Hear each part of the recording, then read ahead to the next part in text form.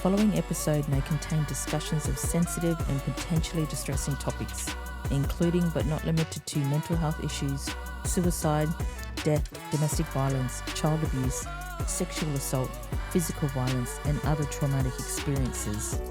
Viewer discretion is strongly advised. This content is intended for mature audiences and may not be suitable for all listeners. The views, opinions, and statements expressed by guests are of their own and not necessarily Burning Bridges podcast.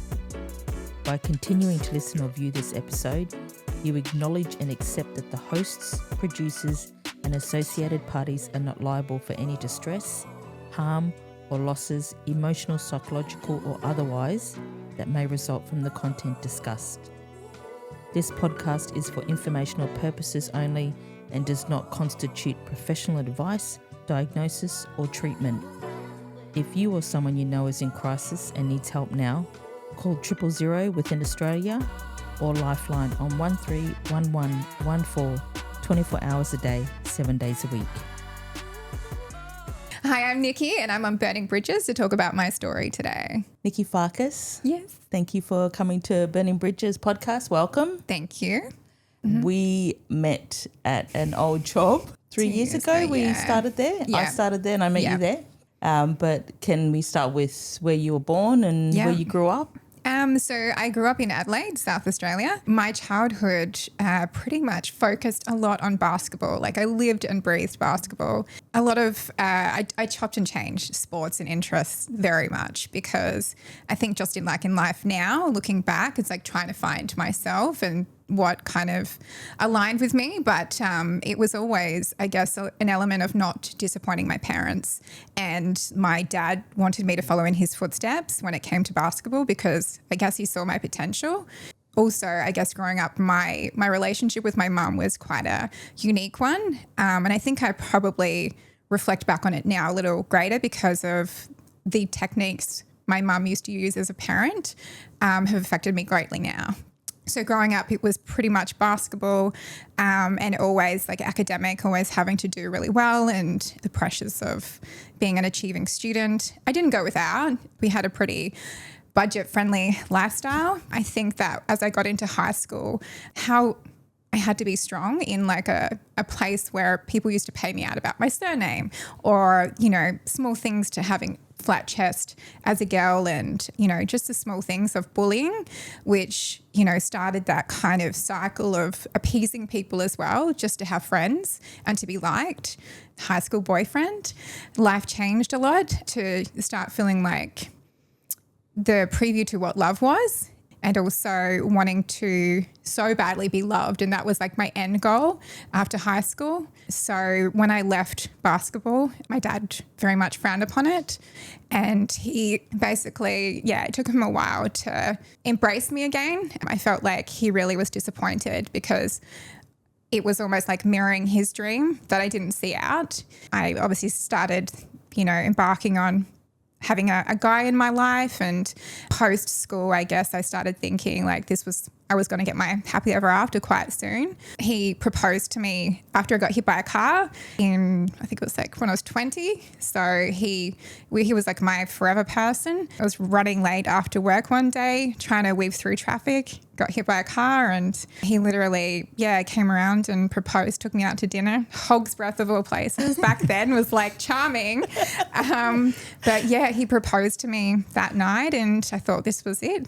That was my life. You know, I've done my basketball, I've done my, you know, academic stuff, and we didn't last. I kind of thought that he didn't want to move in. He didn't want to progress anything. So I pretty much figured that was it. So I guess from like the age of 20 and leaving that behind, my life changed quite drastically in that when I was 22, I got into a bad car accident. I was the passenger. So the guy that was driving, we were going to the winery. It was the winery festival down in Adelaide. He sped off on a road and he lost control of a Mini Cooper and we went head into a tree, spun around, and I blacked out at that moment and hit another one from behind.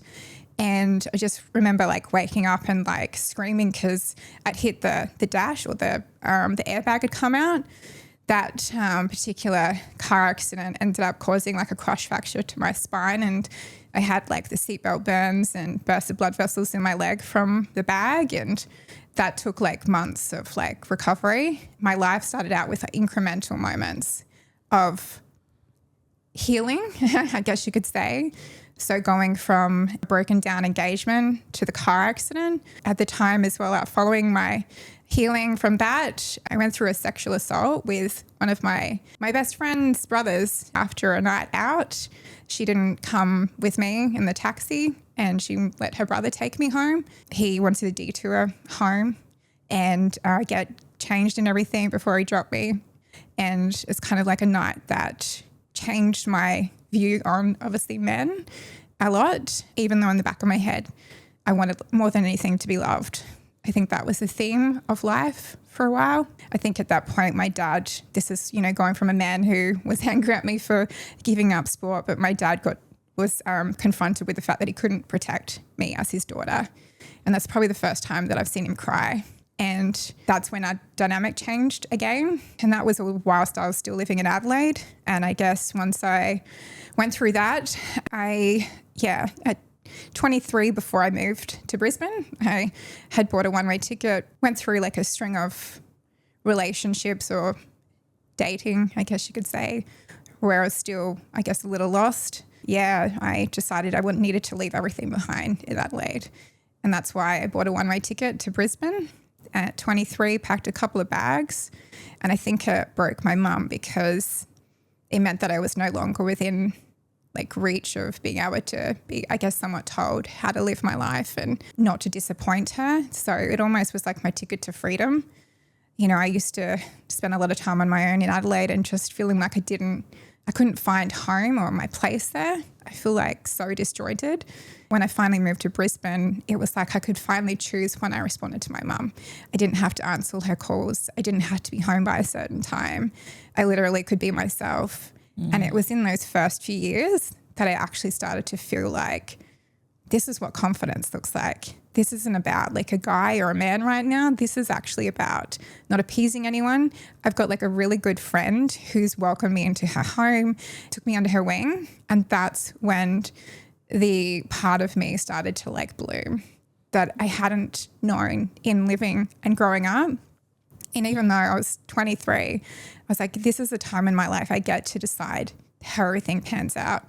So it's not influenced by anyone, because my mum growing up used to use silent treatments as punishment, and you'd always be trying to appease and try and fix it and try and make her happy. And it's like you never could, because what I've learned now is it wasn't my problem. So I guess I lived the first couple of years here in Brisbane just a little, I wouldn't say recklessly, but it was the most amazing years of my life. Like it really was. I even say that to my friend now, and the confidence that I gained from that and being able to put everything that had happened in Adelaide behind me was just burying a part of me. Wow, that's a lot. It is. Were you closer to your dad? Yeah, look, my dad he's the one that I went to if I wanted to do any activities. My dad was just like that. And my dad always has been. He's a chilled, laid back, kind of whatever happens kind of. But he's also the kind of person that will give you very like strict feedback to if you got to put your head in. So I admire my dad because of his upbringing in that from a Hungarian background. My dad, I guess, chose my mum when he was 18. So they actually got married. There was a clash of nationalities. Dad's Hungarian, my mum's English. And so my dad chose my mum over his family.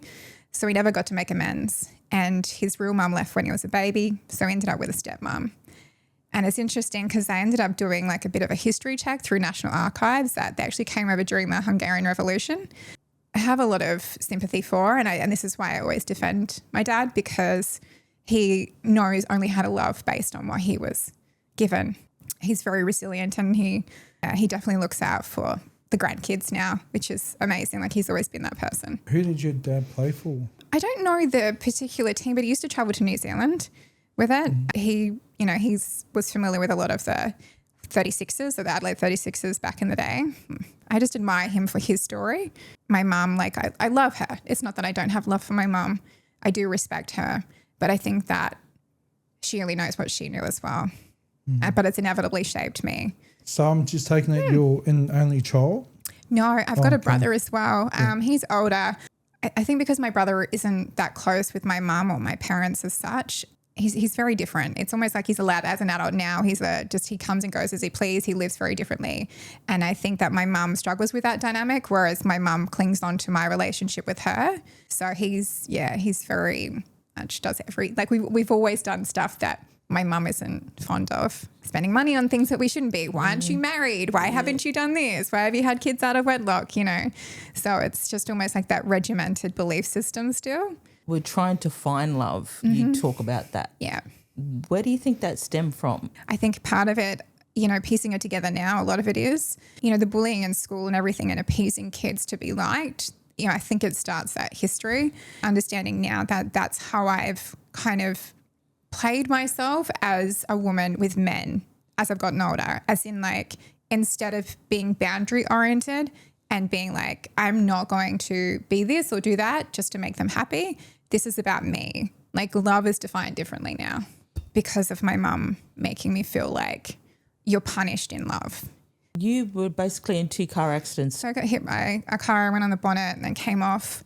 And then the car accident was that was a more profound one because they had to use the jaws of life to get me out because of how badly the car had been smashed up. I just will never forget the healing process. It just physically it was one thing, but it was also the fear now of sometimes being in the car with someone else and not feeling in control. Yeah. And then sexually assaulted. Mm-hmm. Did you talk to someone about that afterwards? Did you get good support? Yeah, through the hospital because they have to do a sexual assault kit. And so they basically take the clothes that you've worn that night. I remember coming home when he dropped me off and he said to me the words were sorry for being an asshole.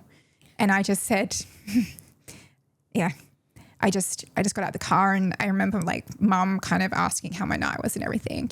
And they just told her what happened because I ended up getting the shower and my mum ended up taking me to the hospital that night.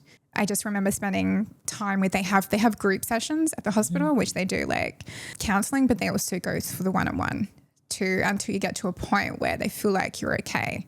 Whether I say it changed my perspective on intimacy as well and trusting men. But then I think that for a while afterwards, even just being intimate with a guy, it was just constant, just like an ick kind of feeling, even if the person in question wasn't doing anything vulgar or whatever. It was just the act itself. It took a little while to be okay with it until I found someone safe.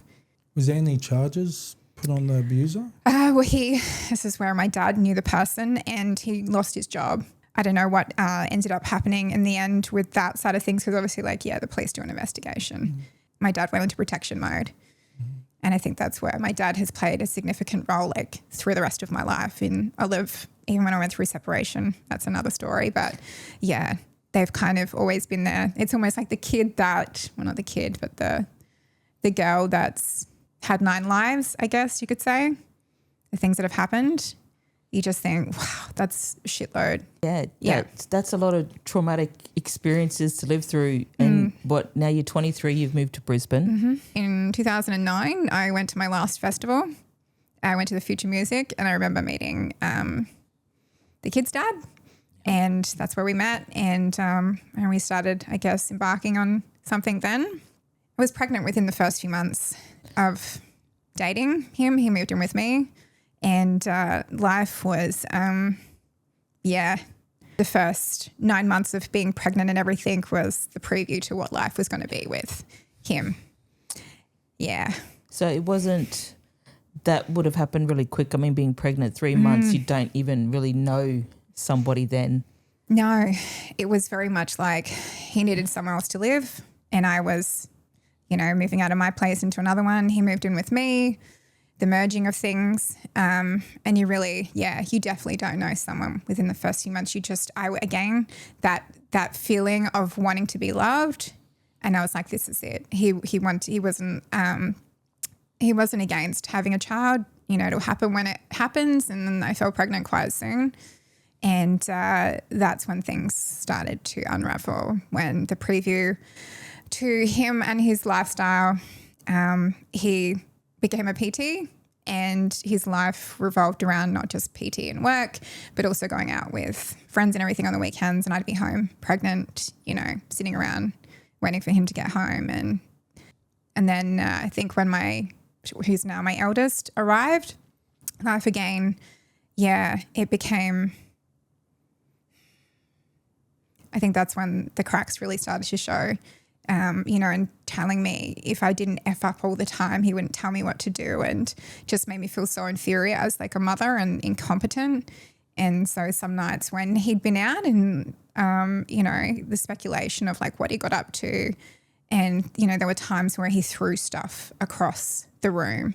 And there was one very significant night where I just wanted him to go, I grabbed his stuff and I was just like, I've just had enough of this. I can't do it anymore.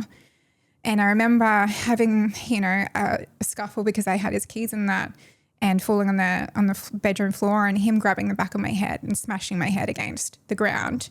And, you know, he said, oh, you know, get up, your nose is not broken and everything. I've seen this before, and to go and clean yourself up.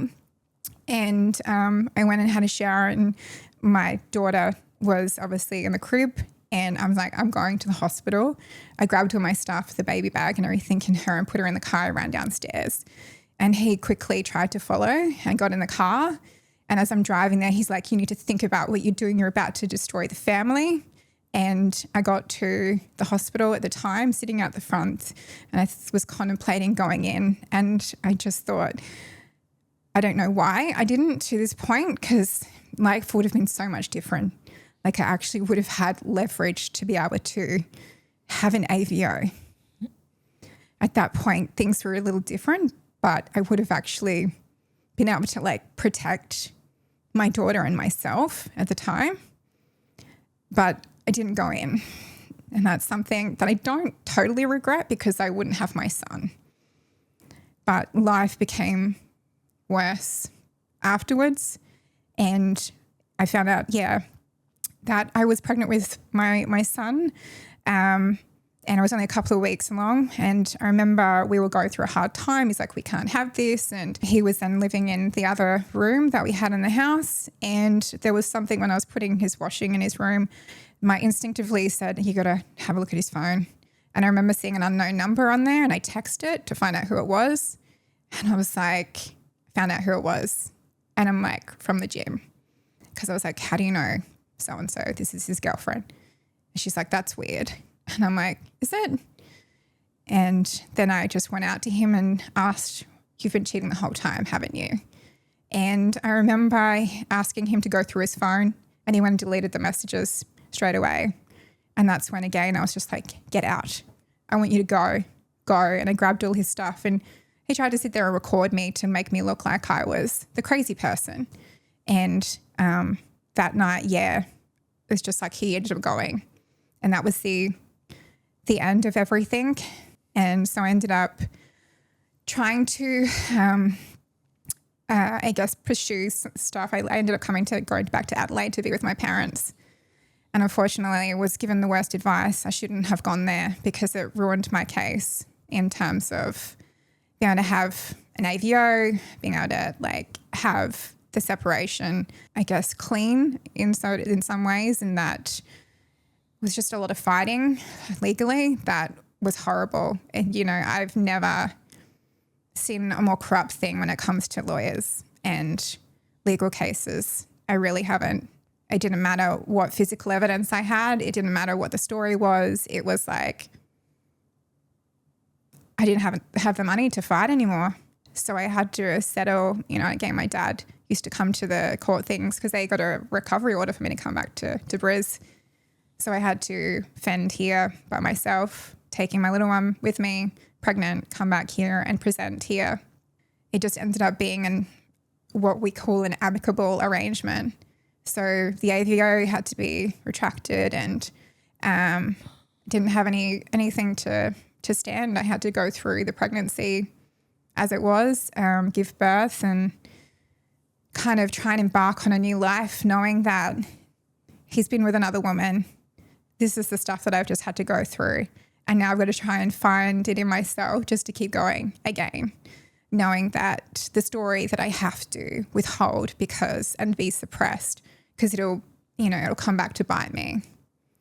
So that's those few years from 25 to like 28. My son was born when I was 28. Yeah, I also thought to myself, like, how much more shit can be thrown my way? What else am I supposed to like endure?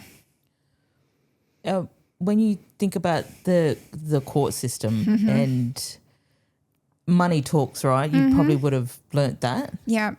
It's an unfair sort of system. Yeah. Really. Yeah. In your eyes, you lost. Yeah. Absolutely.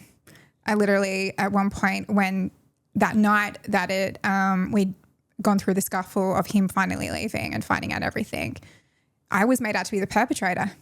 I was the perpetrator because he recorded me taking clothes and everything out of the closet just to get him to go. I was like, really?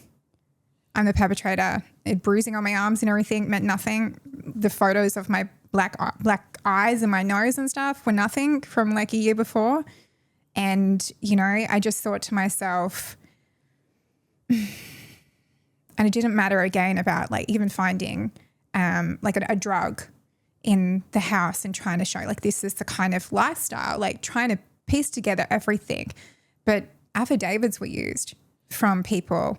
I don't think that those ones weren't filed in court, but those same people years later said to me, I'm so sorry, Nikki. I wish we would have listened to you because we realized who he was. And I'm like, whilst it means it's nice to hear now, it would have been nice to have known that before. Affidavits is such a waste of fucking time.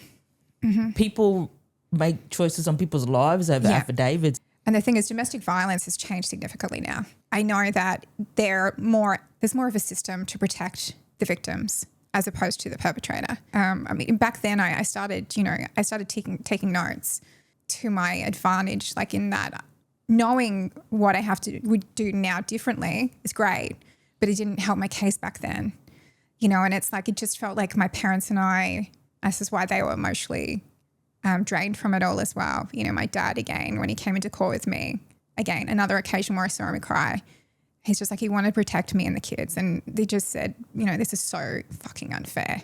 Even like my barrister who I had just didn't seem like she was in support. And I was foreseen because I'd gone to Adelaide that I was in the wrong because, I didn't tell the court that I had resigned from my job. I should still be working.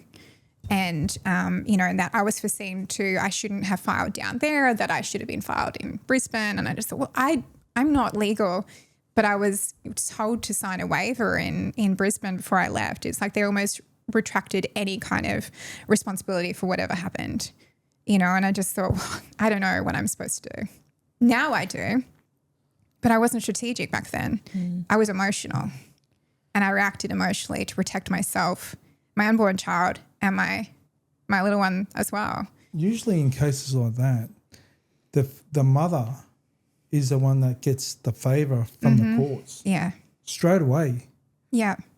And it's the fathers that are the ones that are hard done by. Yeah. But in your case, that you're made out to be the bad person.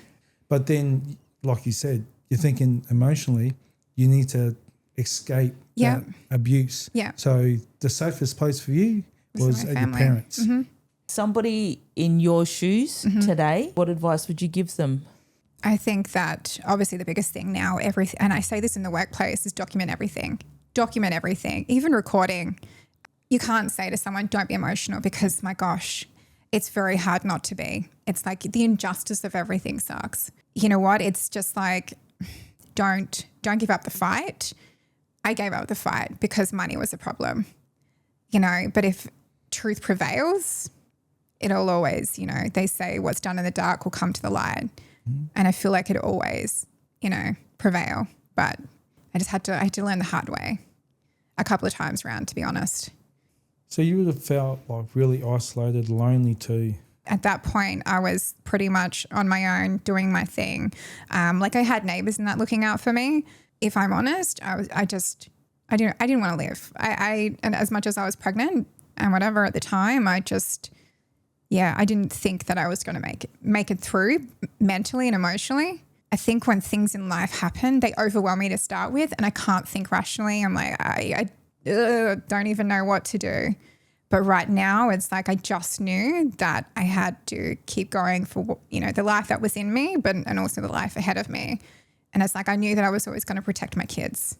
That was just it. Didn't matter about me, but it was about the kids. Mm-hmm. I think the hardest part is when when you start doing the shared care arrangements, that broke me too. I know that when my son started going at 6 months old, like I was trying to get forced to send him because I was still breastfeeding.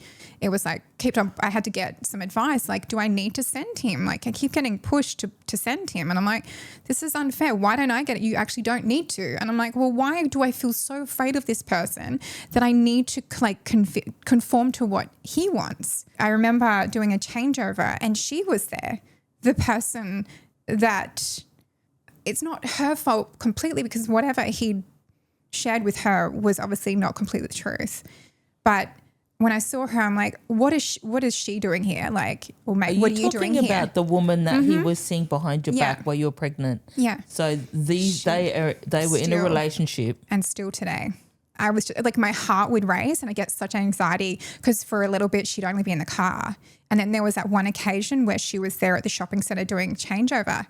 And I grabbed my kids and I ran and I said to my kids, I'm like, hold mummy, because I just started crying because it's like my heart was just crushed.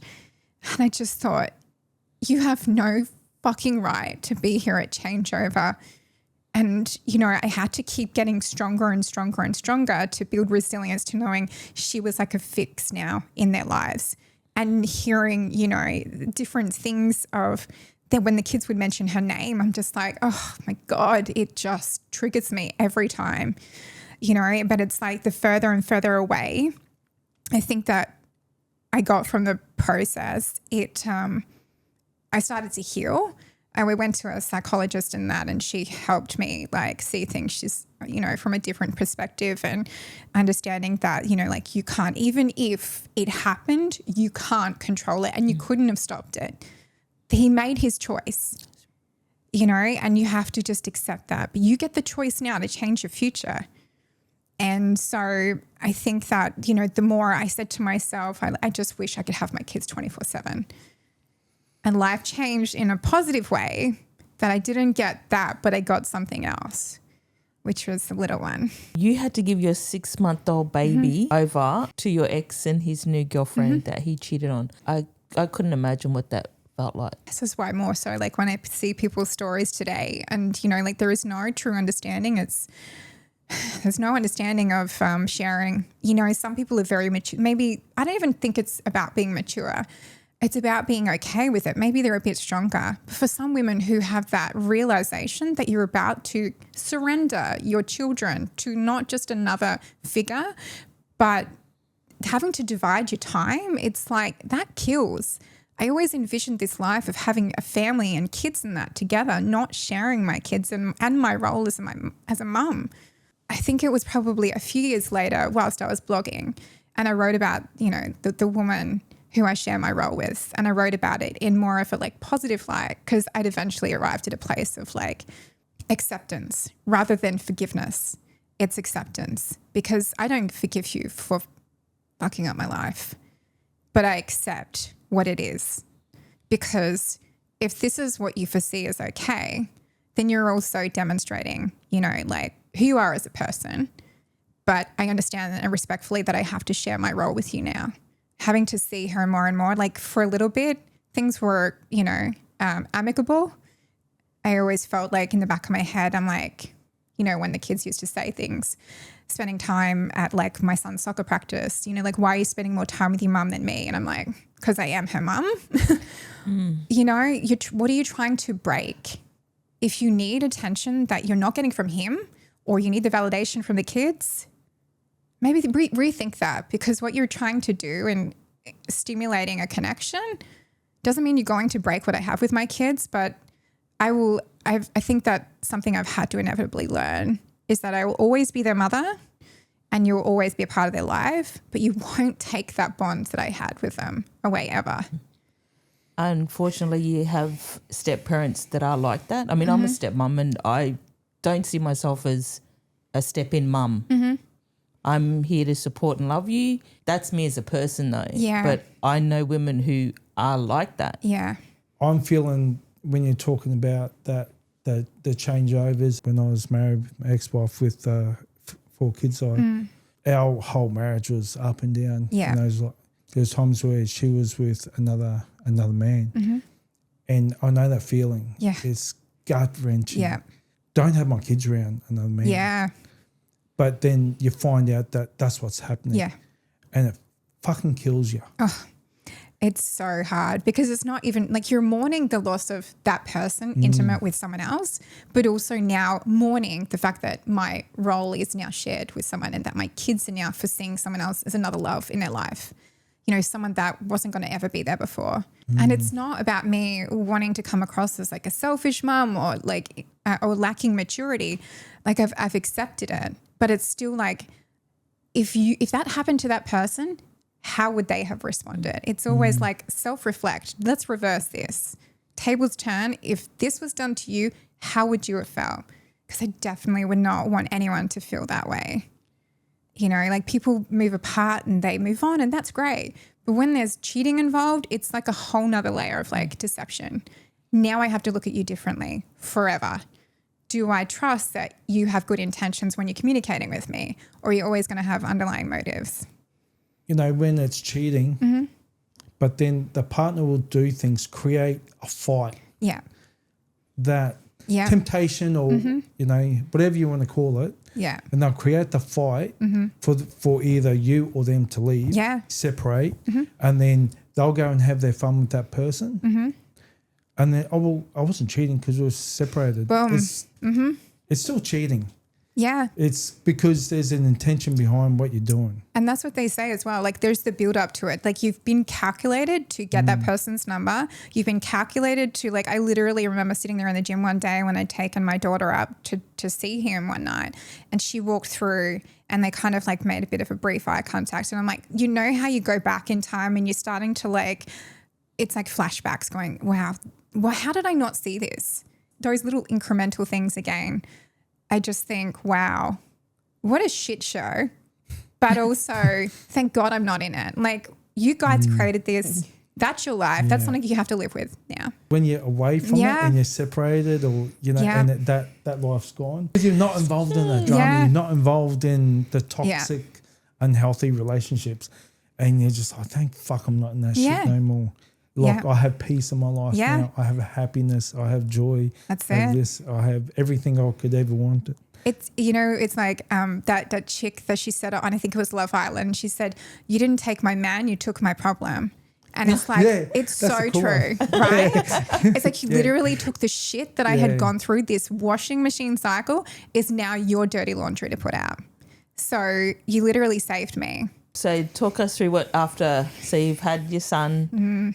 So life kind of through healing, it kind of resumed normality. So the things that I did for myself, my parents moved up and I moved in with them for a few years just to kind of get myself back on my feet, did a course, started studying.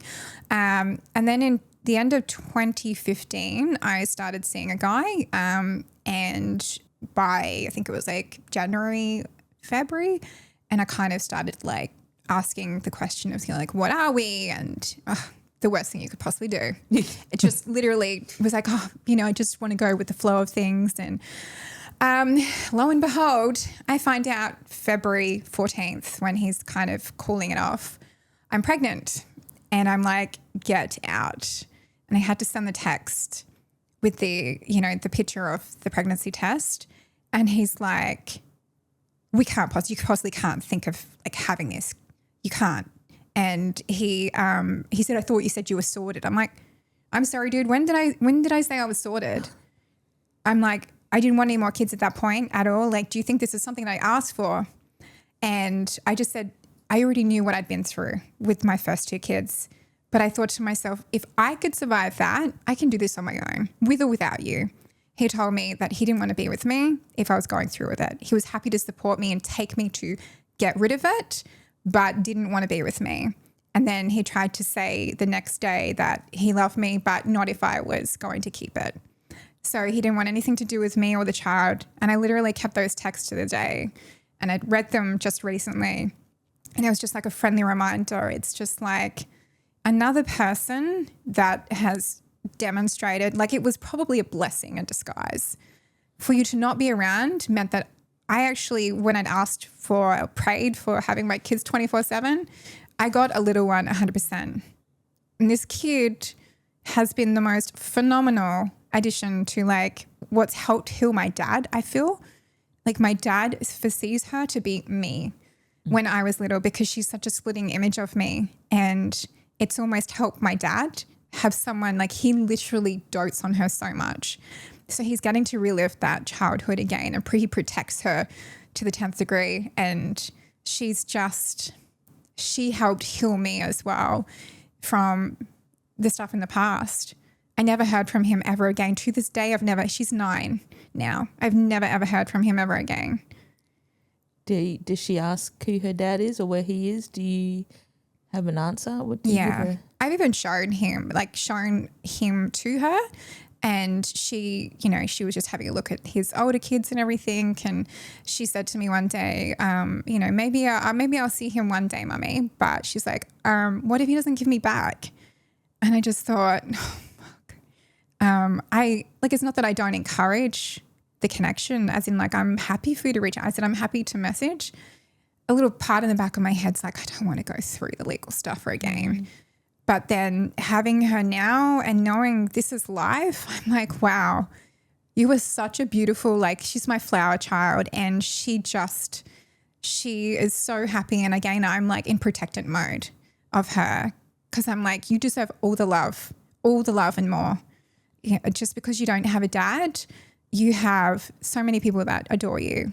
That's what happened in 2016 when I had her, and life just was like, for 5 years, I spent just not even caring about having love, no other love but her.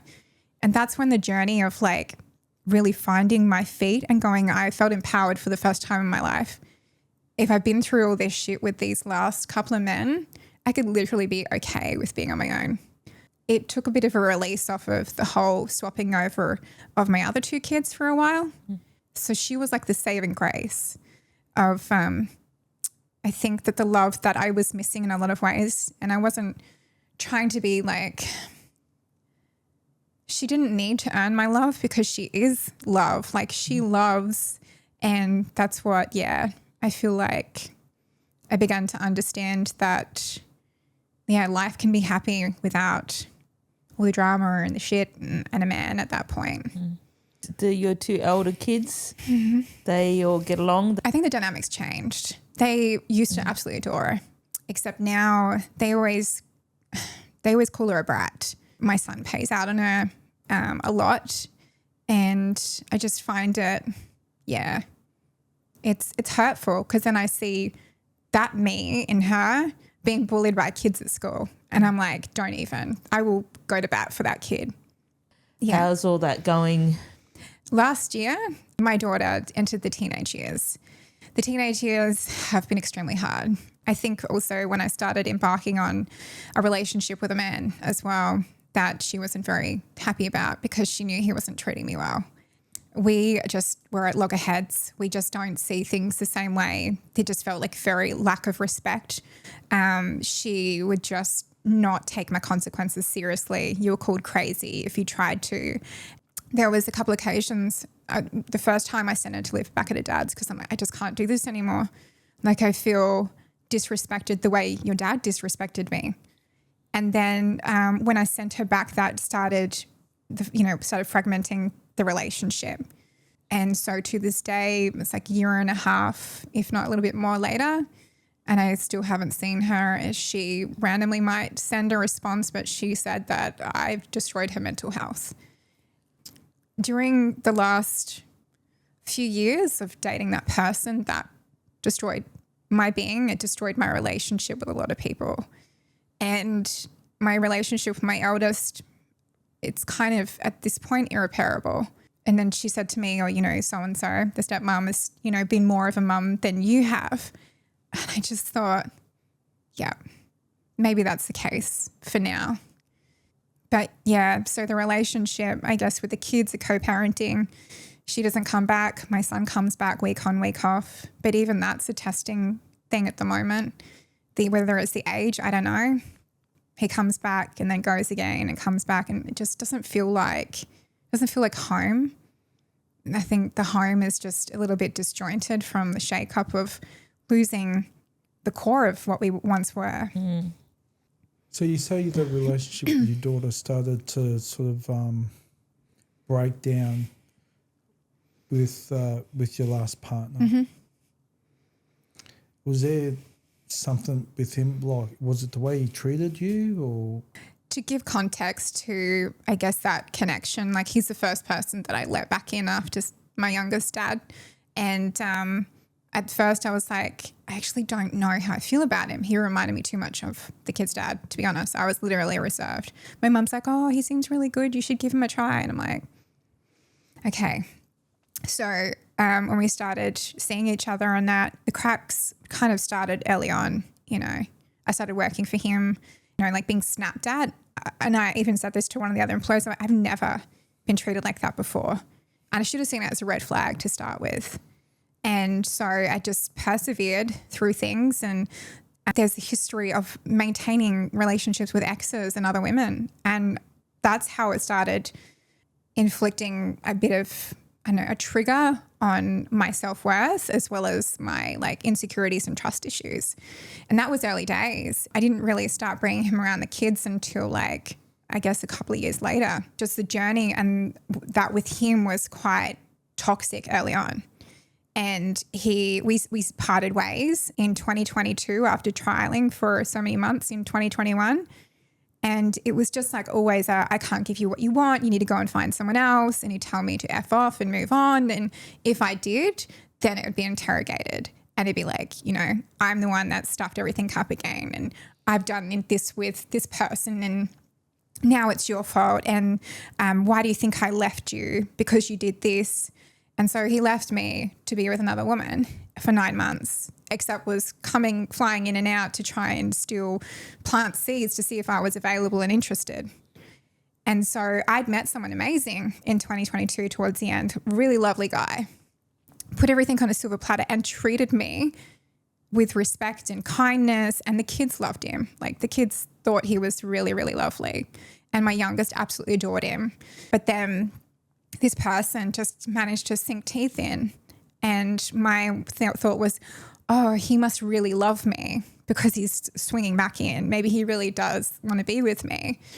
And so in 2023, he came for another swing back, trying to pursue me again. And that's when we officially started seeing each other. He'd left the other woman, chose me, apparently. First couple of months, everything started to show again, but I couldn't walk away. And this is where one of those occasions, it's like, what is stopping you from leaving someone so bad? But in the first couple of months, he went to, it was his birthday weekend, and the woman he'd just been with was going to be there, I found out. He'd originally invited me. And then when I found out she was going, he uninvited me and said, you're not going for the right reasons. And he lost it in the office, smashing a chair against the boardroom table and basically screaming at me. And I was just like on the floor crying. I'm just like, how is this about me that you can't understand? This hurts. Like you've just come back and now you're going away for you, knowing that she's going to be there and you want me to be okay with it all weekend. And so that was the start of it again, unraveling. Silent treatment started. And that's where my childhood triggers came into play. So what my mum used to do with the punishment through silent treatments, he'd now seen that's the way to silence her. That's the way to shut her down. And so he would use that effectively every time that I tried to bring up things that had happened, and then abused on the phone, and then he would ignore my calls. So from 2023 through to like 2024, it was the same thing. And then my kids, my eldest, would hear him like screaming down the phone at me. And that's when she started to really dislike him. And she's like, you know, like, Mum, you cannot put up with this anymore. And she started to go into bat for me and defending me. So I think like part and parcel, he was a bit of an element and a contributing factor to my crushing relationship with her. I was prioritizing him a lot. I wasn't honest with my daughter. You know, I'd go and catch up with him and she's like, I thought you left him. And I wasn't being honest. And that's something that I had to apologize for as well in the last year. I mean, one friend said to me, is it that you thrive on drama? And I'm like, it's not that. But for me, I think it comes down to the same thing with the job situation, is self-worth. I didn't have it. I thought that I was happy, but I didn't have self-worth. And so I looked for it in other people. The more that he used the punishment, like it just put me into like this mode of anxiety. Like I just don't even know how to explain how heightened it got at times, where I was just like, just don't hang up on me. Just listen to me. And like begging. And he controlled the narrative, the communication. When I saw him, the more it happened, the more it just depleted my self-worth. Sorry. So I spent probably the last couple of years just like feeling like I had to appease this man and win him over. And so the more and more that happened and the more trust that was broken between him and I could never trust him. It was like always the phone became my element of, okay, well, with my ex, I found out he was cheating through the phone. And then because this guy had kept on demonstrating, he caught up with his ex-wife behind my back to go to an awards night. You know, like someone he used to sleep with was going on a boat trip that he lied about. You know, like the small things that don't seem like big things for guys and women as well were big standout factors here. Booking a holiday behind my back a year ago and then going on it and then being off the grid for like 4 days with other women. I couldn't contact him. And so that relationship is the one thing that's absolutely shown not just my triggers, but it also showed me who you can become when you're with a really toxic person. The toxic person brings out the worst in you because they've got the control. You're like one of those ventriloquist dolls where they're pulling the strings and you're just like, you know, how high do you want me to jump today? You know, and you're never going to make it up onto their level. And so the constant state of anxiety meant that I pushed harder and harder and harder, which was the worst thing that I could have done. It repelled him. It made him more angry. It made him more abusive. And that was just like, you're back here again to the same thing you went through years ago. How much pain is enough for you to realize this person is not good for you? And it wasn't until I got discarded this year that I realized this wasn't about love anymore. This wasn't about being chosen. This was about me not choosing myself. And I'd put all my self-worth in this basket of this person who not only divided my family, but made me believe that in paying for things was his way of caring for me, that I was an imposition on his life and his time, and that I shouldn't expect to be like invited to things, and that, you know, that my expectations were what was disappointing me. And he like effectively had a chokehold on my emotions. Do you look back and do you kind of go, what the fuck? Mm-hmm. It is that case of like, how much pain do you need to endure if you have to lie about seeing him again, of messaging him? Like it literally took having contact revoked to be able to go, what are you doing? Like, this is your life. You're 41 now. You're a grown woman who should know better. And I look back again, this is just, I guess, the equation of everything from the sexual assault to being with men who had zero respect for me. I was trying to make them love me. Back to the high school boyfriend that treated me so well and loved me. And I'd spent my years with men who just, you know, my mum used to say when I was in my 20s, you go to bed too early with people. Like, when are you going to respect yourself enough that they don't love you and they're not going to love you? And I'm like, now going, because I wanted your love. I wanted your love.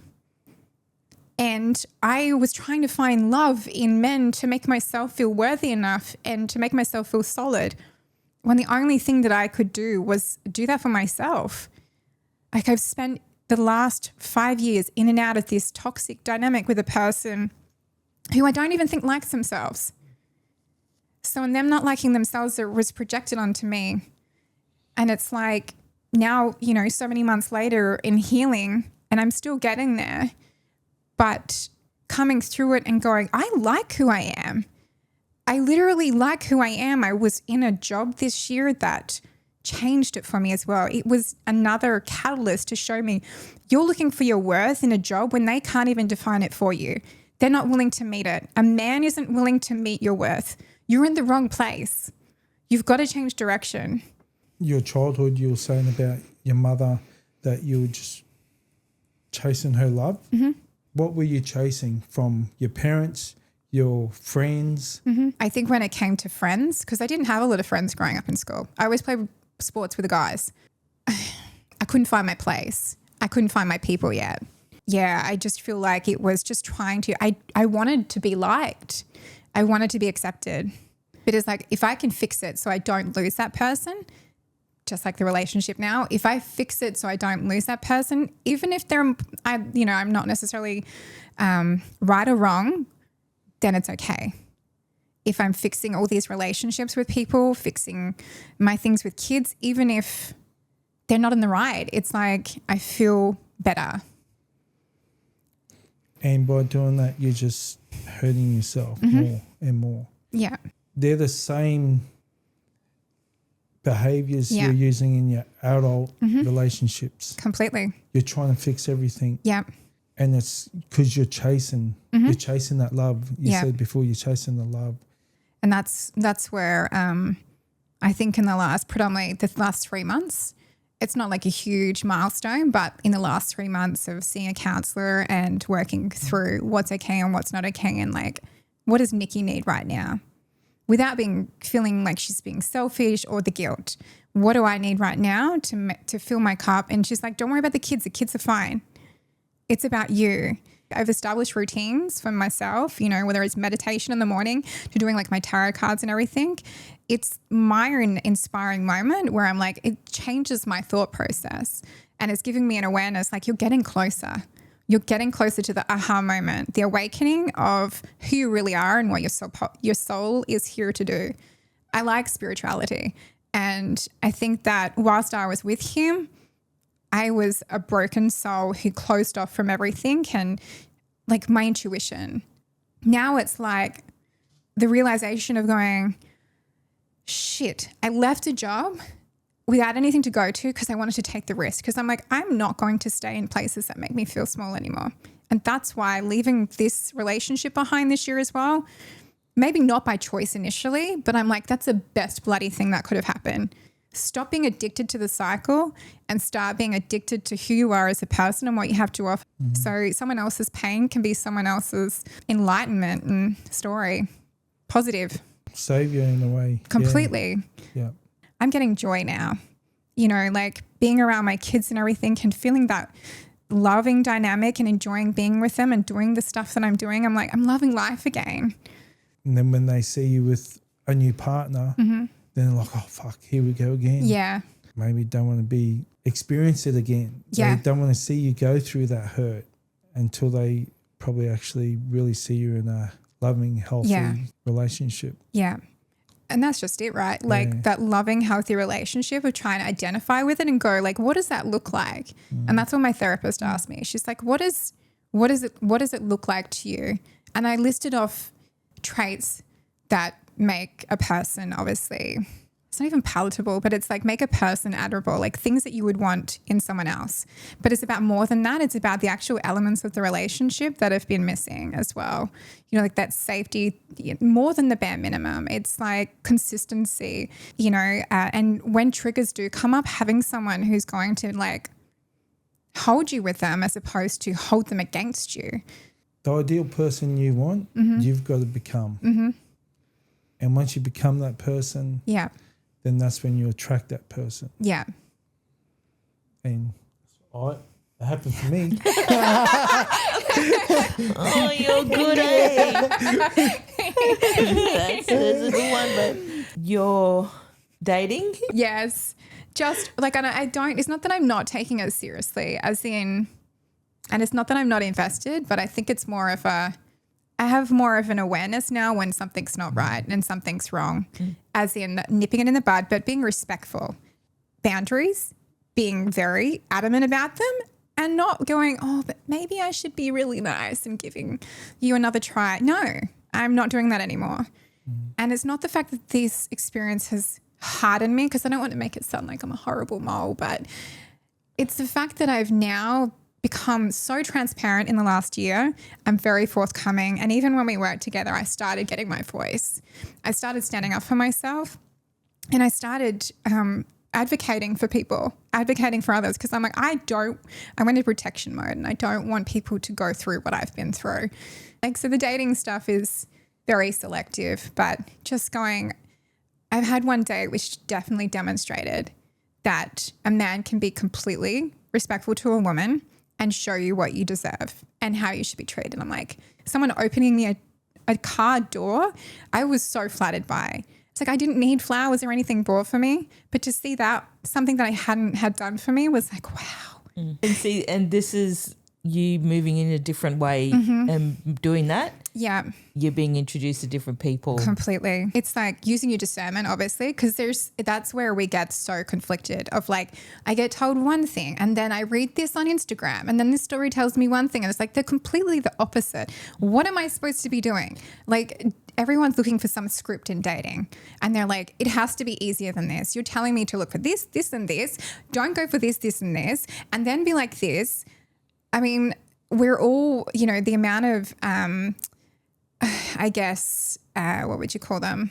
Definitions of, femininity to masculinity to avoidant attachment to anxious attachment. It's great to have an awareness, but let's also try and lead by experience, not doing the same thing, because I feel overwhelmed sometimes going, oh my God, if I put this through my filter right now and it pops up on the computer saying, holy crap, he's got one red flag, write him off. It's like, do you give them a chance to just show a little bit more? Because some people can have bad dates, or I've said the wrong thing. Shit, I need to filter myself. How do you move naturally in dating anymore? And how do you, you're a single mum, gone through relationships, you're back in the dating game for other single women out there. It's a tricky place to maneuver around. I mean, when I was speaking with my friend last night, because she is married with 4 kids, but the hardest part, is that we're in a society where it feels very, dating's competitive. You've got so many apps now. People have options. They're seeing, I call it the buffet lifestyle versus the main meal. So it's like you can be tempted by that many things in the buffet. And I mean, at the end of the day, you're going to end up in a bit of a state. Or you can go, I'm going to focus. And I remember the first guy that I started talking to, he's like, if it's okay with you, I'm not going to be using the app. I want to just get to know you. And I'm like, I trusted what he said. And we really had great conversations. He was able to keep up. It was consistent. I'm like, man, I've gone from someone who couldn't communicate to someone who's crazy attentive, consistent. I love talking to, amazing. But when it came to the date, there was no connection. It just didn't feel the same. And that's okay. And so, then the next person I was talking to, I was like, yeah, it's still not bad conversation. Not bad conversation. On the first date, I bought coffee. He'd invited me out for a date. And I was standing there thinking, maybe you'll hit your card. And I'm like, oh, no, I paid. And he just stood there looking around. I was like, oh, is this a new age dating? Am I supposed to pay? And I'm like, it's not the whole principle of it being, a $5 coffee or whatever, but it's the principle of going, okay, well, how do I know we're going to have a give and take on this? But then it feels like it's getting closer to, that one good day just recently. I was like, you have just reinstilled in me what it's like to meet with someone who can be like the guys in the movies, who can open the door for you, who can be like, I've got this. I'll organize, you just turn up. those little things for me, whilst it sounds crazy to some, those are big things for me now. But to single mums out there and dating, it's hard to juggle sometimes. I think because you feel the mother guilt of going, I'm doing this again. I'm dating again. I'm back here. I've got to shuffle my kids around, try and find times at work. But I respectfully always know now that if a guy wants to wait, and he really wants to meet you, he'll wait for you to be available. Learning to be patient with the process, because I don't feel like I'm in a hurry like I used to be. I'm okay with whatever this is. We spoke about, you changing and you having a voice. Mm-hmm. So in the workplace, and I bring this up because we work together, women in the workplace, bullied as a kid at school, trying to find that connection with girlfriends.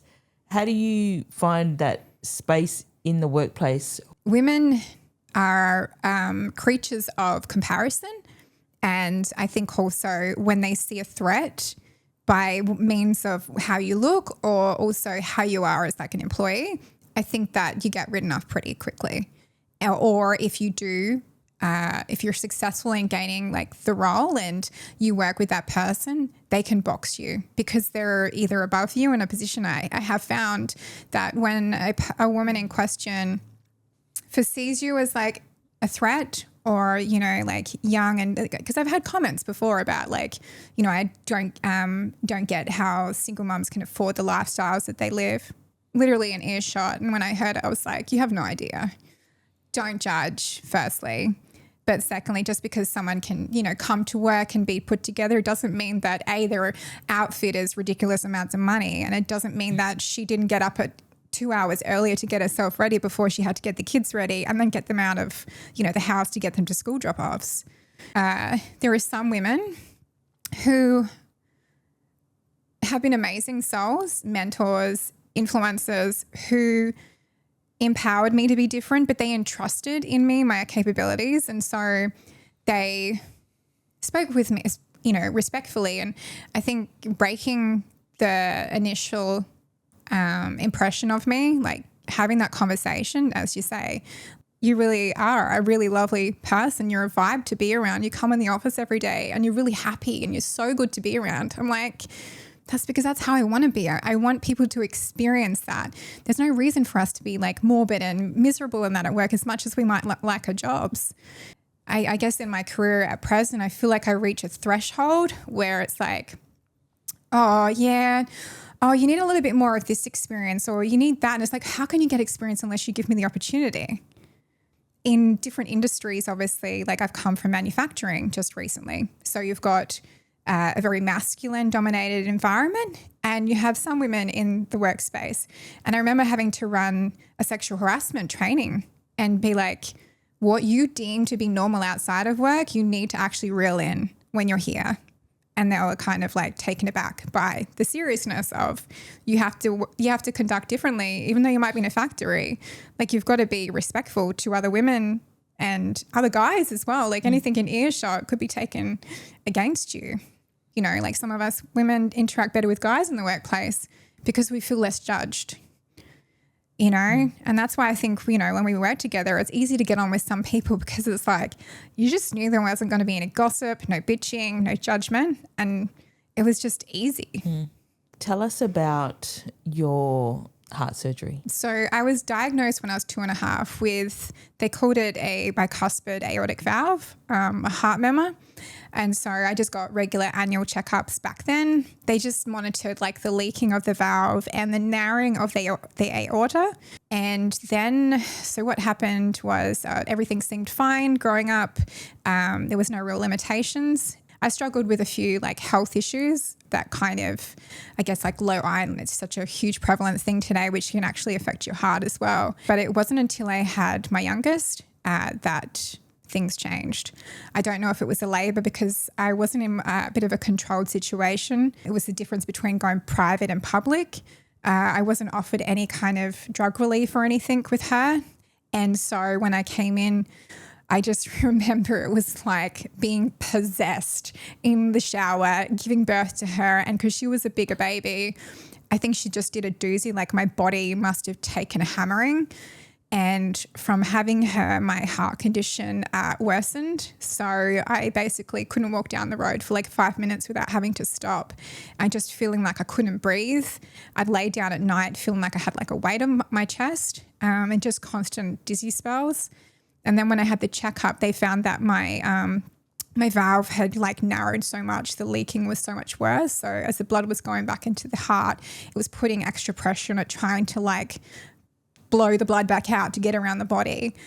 And so they decided to have a look at how they were going to do surgery. So it was like, you can have a pig's valve, which you'll only get 10 years out of, and then you have to go and have more surgery, or we can do a mechanical. So what the surgeon that I was referred to said, we'll go in, have a look, see what it's like. And when they went in, they found that I had a unicuspid, which is quite unique and very rare. So it meant that, it was just like a leaflet. It was just flapping. It wouldn't close. It was just completely destroyed. But unfortunately, it wasn't picked up on having ECGs and everything. When I went in for the open heart surgery, they put a mechanical valve in. Yeah, the recovery from that was quite huge because they basically keep you in ICU for a few days, and then they try and get you up to the ward where you have these like pacing wires which are stuck into your chest, which are monitoring the heart. So your heart was on a perfusionist machine just to keep it going whilst you're under, and they collapse your lungs as well because they break your sternum and your ribs. Then they put it all back together with wires and sew you back up. And so the recovery was a bit horrendous because my lungs hadn't expanded. So the fluid was building up around them. So they were deciding whether they were going to put like one of the tubes in there to try and release all the fluid. But they put me on some strong diuretics to get rid of the fluid in my body. Yeah, it basically ended up with like I had an infection on my chest. And so probably the year following was pretty much in and out of hospital. The actual stitches that they used didn't dissolve as well. They ended up removing the stitches and the sternum wires around the 9-month mark after surgery. So yeah, the year and a half following, they basically do like rehabilitation physically, but also they send you to like a counsellor to deal with the emotional repercussions. And because of the mechanical valve, you have to actually go on warfarin for life. So that keeps my blood thin to keep the valve like it's like a little round circle with like a little spinner in there to keep it going. But I kind of didn't take the INR stuff seriously. So I wasn't as diligent with my warfarin, and they kind of like forewarn you about having too many green vegetables as well, because the moment your INR drops, you're at risk of having a stroke and a heart attack. So that's last year I was out running and ended up having a heart attack because they found a clot. Instead of going to my brain and having a stroke, I ended up having it go into my coronary artery. So I basically spent a couple of weeks, through hospital trying to find out where the clot came from, how long it had been there. Yeah, I just remember at the time of having the heart attack that I got a pain in my back and then my pain in my chest, and then like my arm kind of went all, it was like a thing between a toothache and like a heaviness and like a numbness towards the end of my hand, and that's basically the heart attack in the last couple of years. And then the heart surgery in 2020 during COVID. That's pretty much been a wild 5 years. Wow. The fact that you just explained that they break your ribs and then wire them back up. Like, what the heck? I probably understand the gravity of not just the recovery, but also like the procedure.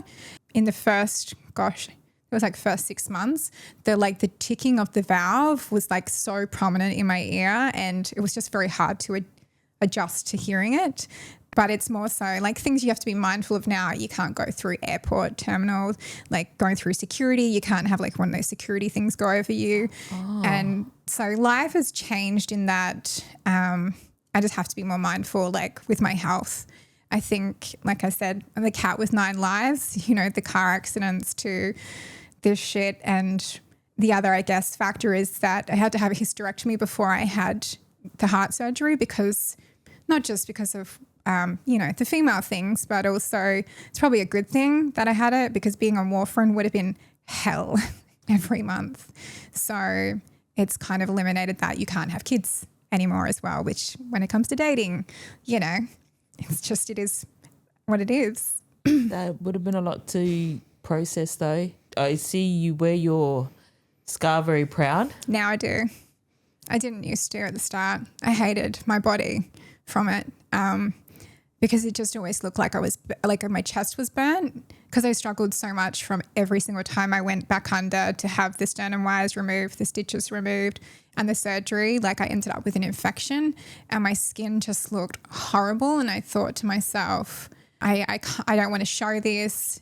As it started getting better, I even started putting like makeup on it to try and disguise it, because I was like, I hate it. And my body doesn't look like other people now, from not just having kids and that, but the surgery's changed my physical thing. And it just made me feel a little bit, it's like the roadmap now. I'm a lot more comfortable and confident with it. Some people go, I didn't even see it. I'm like, okay, cool. Some people have had unfortunate where it actually, the scarring, I don't know what they call it, but it gets raised and quite prominent. Yeah, like it bubbles. Yeah. So I was quite lucky. But I just, people, obviously me sharing my story on social media, it's had people, what happened? Because they're yet to go through the surgery. And I'm like, I'm not going to sugarcoat it for you. It wasn't amazing. But the fact that you're here now and I can actually breathe and I can go running now and I'm alive and now I get more, life out of me. It's amazing. Is there a time limit to your little ticker? Or is it something that you just got to check all the time? How does that work for you now? So it's still annual checkups. I went again this year and they still monitor the leaking because it's leaking. So when they put the little metal, the new valve in, it's actually not flush in the spots that it originally was. So it's not flush against the wall. So the blood still goes back into the heart. So what they monitor now is to make sure all the valves are okay, but also the leaking's not too much far gone. Otherwise, you got to go back under. So at this stage, the valve has probably got a good 30 years out of it. It's very life is normal as it can be, but I do fear the day that it changes again, or even just having another heart attack. Going through that to give you a different outlook in life? Yeah, big time. I think when it came to more so, I love all my kids, obviously, but something my mum used to say, what do we do if anything happened? In terms of I just said, I put in my will to my parents to have the same access to my other kids, but to be able to be the primary carer for my daughter because she doesn't have anyone else. I think that's where it made me realize, that's why I take the risks that I do. And that I do what I do in terms of everyday living, live to the fullest. I'm fine with mental health days, taking a day off because I need it. But there's a little part of me that fears not wanting to happen again because obviously I won't know because I won't be here, but I definitely don't want my daughter to suffer because I know the other two will be fine. But yeah, my youngest is the one that, she absolutely, my parents say she loves her mummy so much. And it's just, it's the part that probably kills me. So life is definitely different. I definitely have gratitude and stuff for obviously being here. It's not my time. But it's not the way that I wanted to go through life to have to, even sharing this with you all today and looking back at my life, and some obviously is, I don't want to say self-inflicted by choices. It's patterns that I had to obviously learn, but it's a lot that I just want to start getting it right. I can only be a guinea pig of life for so long before it's that's enough. I just want to live well while I'm still here. That's inevitably the lesson is to live well while I'm still here. The life you live, how happy you are. and what people would say about you at your funeral. No, just, thank you for sharing that. I know that's hard to talk about. Through your story, you've been through so much, relationship-wise, and then with your health as well. Yeah, as long as you're staying true to yourself and get back to being yourself. Yeah, yeah. After everything you've gone through and you're holding yourself accountable, and that's where I think we all struggle with that, holding ourselves accountable, and we don't want to be wrong. We don't want the ego, isn't it? Yeah. And that's my problem too. And knowing yourself is the hardest thing, because it's like, I say I have arrived because of the fact that I'm like, this feels lighter in that I don't have regret. I don't have guilt. I'm not feeling the negative feelings right now of what I did feel when I came straight out of the relationship. I'm feeling like it's being accountable, apologizing. You've done that phase. Now the part is to stop punishing yourself so much and going, right, what have I done right? And knowing yourself is like, I feel like you're forever, like seasons changing. Like I was a person in the last 5 years that I don't recognize. I was a person that I didn't really understand in my 20s, but I now understand in putting the patterns together. As a 41-year-old woman, I'm like, shit, it's horrible to say. And I know parents hate this because we only know what we know, but it's like, you can stuff up your kids from things that you do. And I will be guilty of the relationship I had with a toxic man that I influenced for my eldest, for my other kids. And that's where I got to take responsibility to undo it, to go, I now know better. And this is not what you go for, but this is what you deserve. And if you don't want the same thing, great, not a problem. By all means, go. And that's the thing that I started accepting in dating. Is like, oh, you want kids? Totally fine. Respect it.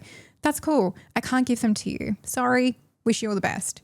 And it's not about nipping in the bud quickly, but it's about going, I accept what is and I let go of what's not. So I think that's where you're starting to gravitate towards knowing who you are.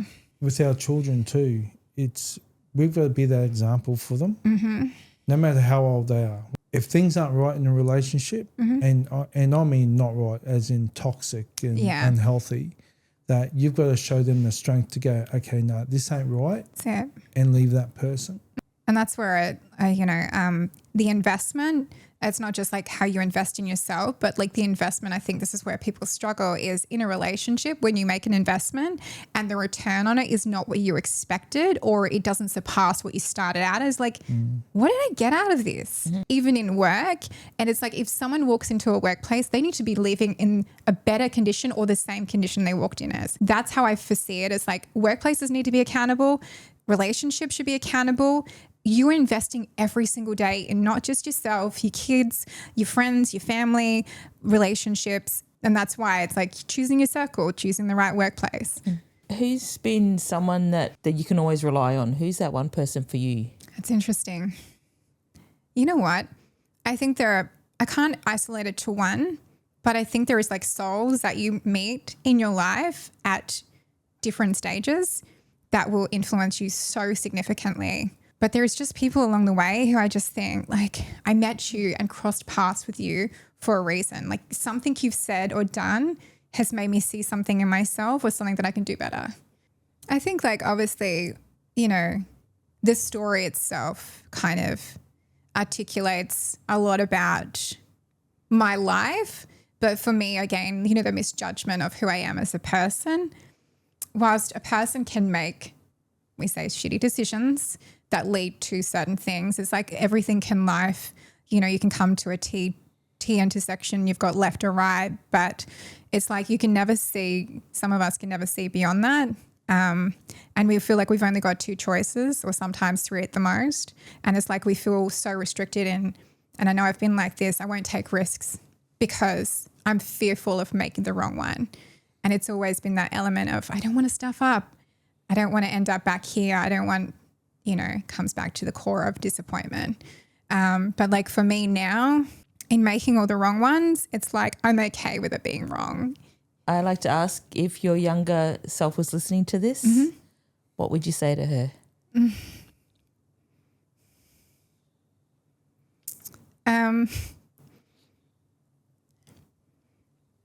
There's a song that comes to my mind, and I've played it before, is just keep going, girl, baby, keep going, because it's like some people don't make it past their high school, like they don't make it through their teenage years because of bullying today. And that's why I'm such an advocate against my son and my kids when they're being bullying to one another. And I think to myself, I'm so happy that I made it through my teenage years. You know, like my younger self, she has no idea what she was going to go through and endure, but who I am now versus who I was like as a young girl, I just think, gosh, she just wanted to be loved. And like, that's what I get to give myself now, but I also get to give it to my kids, you know, so I'm getting to nurture the little girl in me in my girl, which is like the greatest thing ever, because I get to be soft with her and give her, like, I don't punish her through silence. I don't do the things that I got given when I was a kid. So I get to just nurture her, to see her as the little girl that I once was, you know, to do it again. So I can't go back to myself, but I can equally be here now to, like, not protect her, but guide her and, you know, soften the blow when things happen, to re-educate her in the things that I know now. You know, like when someone is horrible to you, my love, you know, it's not just so much a water off a duck's back, but just choose wisely your friendship groups. You don't have to deal with it. I can't protect her forever, but yeah, I just, I wish that little girl that the me back years ago, I wish she just knew she didn't need to have to like win love, and she didn't have to perform for people and appease people and make them happy. If I did back then, maybe things would have been a bit different, especially when it came to love and dating. I would have made different choices, I reckon. Thank you. Thanks for sharing. Thank you. Thank you for having me. Thank you, Nikki, for being with us and taking the time to share your story with us. We really appreciate you. Thank you so much. Thank you, guys. Thank you.